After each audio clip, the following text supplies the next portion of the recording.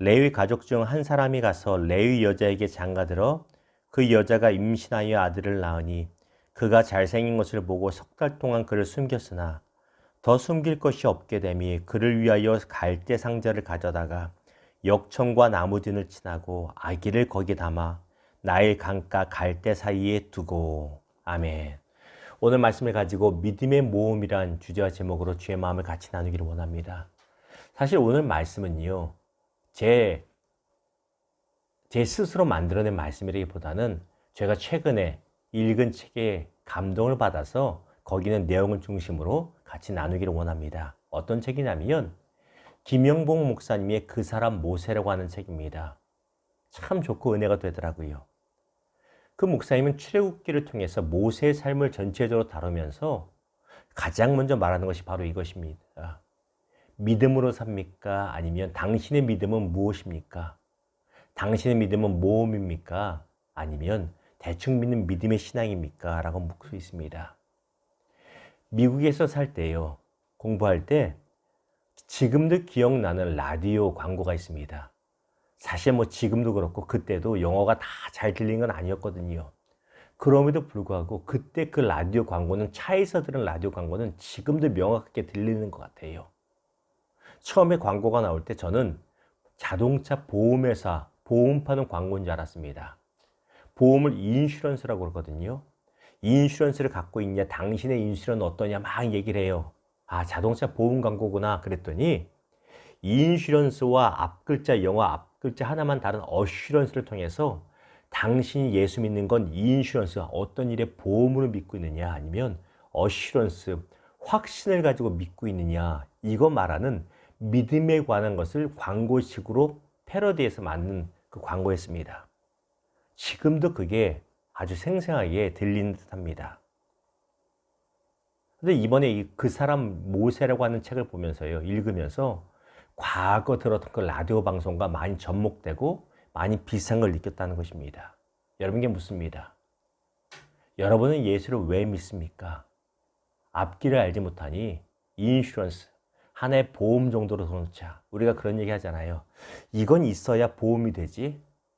이건 내가 보험으로 하나 갖고 있는 거야. 이런 얘기 하잖아요. 예수를 왜 믿습니까? 부처도 믿을 수 있고 다른 거 다 믿어도 되지만 그래도 예수 믿는 게 가장 확실한 것 같으니 보험으로 갖고 있습니까? 아니면 정말 예수님만이 내 인생의 주인 되고 구세주 되심을 믿는 그 확신으로 믿고 있느냐, 이게 중요하다는 것입니다. 우리의 믿음이 확실히 되기를 주님의 이름으로 축원합니다. 이거 너무나 중요한 사실입니다. 자, 오늘 본문 말씀 보면 우리가 잘 아는 이야기죠. 모세의 어머니 요게벳이 모세를 낳습니다. 그런데 모세가 너무나 잘생겼다고 말하고 있어요. 2절에 보세요. 그가 잘생긴 것을 보고 석 달 동안 그를 숨겼으나, 단순히 아기가 정말 잘생긴 것 말하는 건 아닙니다. 어느 엄마한테 10개월을 잉태하고 배 아파서 낳는데 자기의 친아들이 안 잘생겨 보이겠어요? 그것도 3개월밖에 안 됐는데 다 잘생겼잖아요.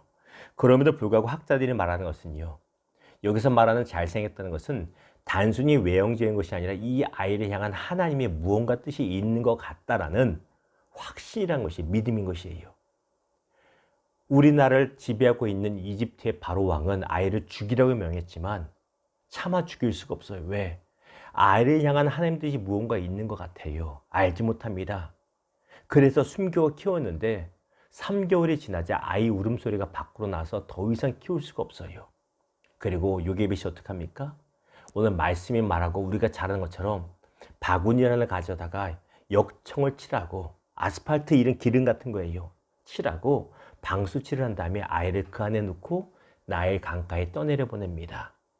우리가 잘 아는 요게벳의 노래처럼 어떻게 될지 모르지만 보냅니다. 그런데 어떻게 돼요?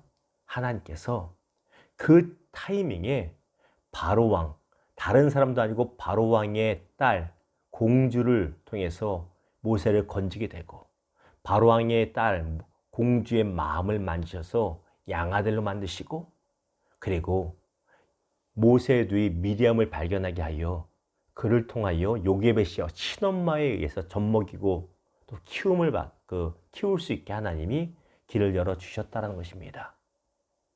아이를 떠내려 보낼 때 어떤 마음이었을까요? 보험이었을까요? 아니죠. 하나님을 향한 믿음이었을 것입니다. 확신이었을 것이에요. 믿음의 모험이었을 것입니다. 요게벳의 모습을 통해서 우리가 세 가지를 보게 된다는 것이죠. 첫 번째는 우리는 하나님에 대해 다 알 수가 없다는 것입니다. 너무 안타깝지만 사실입니다. 우리가 기도한다고 해서, 아무리 간절히 기도하고 금식한다고 해서 하나님께서 모든 응답을 우리에게 주시지는 않습니다. 엄밀히 말하면 하나님이 침묵하신 것도 응답이지만 우리가 말하는 응답은 뭐예요? 명확하게 해라 마라, 어떻게 해라 이거잖아요. 우리의 기도에 하나님이 항상 명확하게 말씀하시지는 않는다라는 것입니다. 여러분 인정하시죠? 우리는 기도하면 하나님이 명확하게 말해주길 원합니다. 그러나 우리의 기도 가운데 침묵하실 때가 훨씬 더 많다는 것입니다. 또한 우리는 하나님이 어떤 계획을 가지고 계신지, 우리를 어디로 인도하실지, 우리를 위해서 어떤 일을 행하실지 다 알지 못한다라는 것입니다. 이걸 다 알면 좋겠는데 알려주지도 않으시고 때로는 알 수 없는 길로 인도하시는 것 같다는 것입니다. 이 마음이 바로 요게벳의 마음이에요. 하나님, 왜 하필이면 딸이 아니라 아들을 주셨습니까? 왜 하필이면 3개월 동안은 잘 지켜주셨습니까? 무엇을 어떻게 될지 모르지만 그럼에도 믿음으로 행해야 되는 것, 이것이 바로 우리의 현실이기도 합니다. 우리는 하나님에 대해 다 알 수 없다는 것을 인정해야 됩니다. 두 번째, 그럼에도 하나님은 모든 것을 합력하여 선을 이루신다는 것입니다. 이게 중요합니다. 로마서 8장 28절에 말합니다. 우리가 알거니와 하나님을 사랑하는 자, 곧 그의 뜻대로 부르심을 입은 자들에게는 어떻게? 모든 것이 합력하여 선을 이루느니라. 이 사실 믿으시기를 주님의 이름으로 축원합니다. 첫 번째가 뭐였습니까? 우리는 하나님에 대해 다 알 수가 없다. 그러나 중요한 사실은 하나님은 모든 것을 합력하여 선을 이루신다. 우리의 잘한 것이나 우리의 못한 것이나 우리의 실수나 우리의 성과나 이 모든 것을 하나님 손 안에서 잘 믹스해가지고 가장 좋은 것을 만들어 가신다는 것입니다. 요게벳은요, 아들 모세를 나일 강가에 떠내려 보낼 때 어떻게 될지 전혀 몰랐어요. 그럼에도 불구하고 그녀의 마음속에는 모든 것을 합력하여 가장 좋은 걸 이루시려 하나님을 향한 무엇? 믿음이 있었다라는 것입니다. 이 믿음이 우리 삶에 오늘 하루 우리 인생의 믿음 되기를 주님의 이름으로 축원합니다.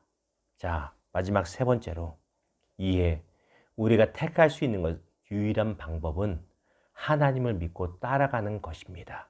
첫 번째 무엇이었습니까? 우리는 하나님에 대해 다 알지 못합니다. 두 번째, 그럼에도 하나님은 합력하여 선을 이루시는 분임을 믿습니다. 세 번째, 그렇게 우리가 택할 수 있는 방법은 하나님을 믿고 따라가는 것입니다. 우리가 믿는다는 것이 무엇이에요? 믿는다는 것을 김영복 목사님이 이렇게 말합니다. 다 알 수 없는 하나님을 믿고 의지하며 따라가는 모험이라고 말합니다. 우리의 성도의 삶은 믿음의 모험을 하는 삶이라는 것입니다. 왜? 알지 못하니까. 아는 길을 간다면 그게 모험이에요? 아니잖아요. 알지 못하지만 하나님의 선하심을 믿고 움직이는 것, 사는 것, 이것이 바로 믿음의 모험이란 것입니다. 요게벳은 믿음의 모험을 걸었습니다. 모르잖아요. 다 알면 좋은데 그러지 못하잖아요. 그럼에도 하나님을 믿고 행하는 것, 최선을 다하는 것, 그 길로 따라가는 것, 이것이 바로 믿음의 삶이라는 것입니다. 나의 눈에 하나님의 손길이 보이지 않아도 하나님의 못을 보고 나는 볼 수 없는 큰 그림을 보고 현재 나에게 주어진 일을 감당하는 삶, 이것이 바로 믿음의 삶인 것입니다. 그리고 훗날 우리가 걸어온 길을 되돌아보면 아하, 하나님이 내 삶을 이렇게 인도하셨구나를 깨달으며 그 은혜에 감사할 수 있게 된다는 것입니다. 우리 인생을 돌아보면 그렇잖아요. 그때는 몰랐어요. 왜 이런 아픔이 있는지.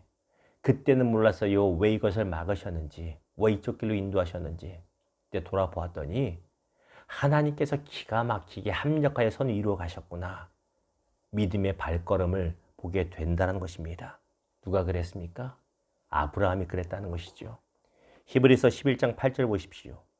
믿음으로 아브라함은 부르심을 받았을 때 순종하여 장래 유업을 받을 때 나아갈새 갈 바를 알지 못하고 나아갔으며, 하나님이 가라고 하긴 했는데 갈 바를 알지 못해요.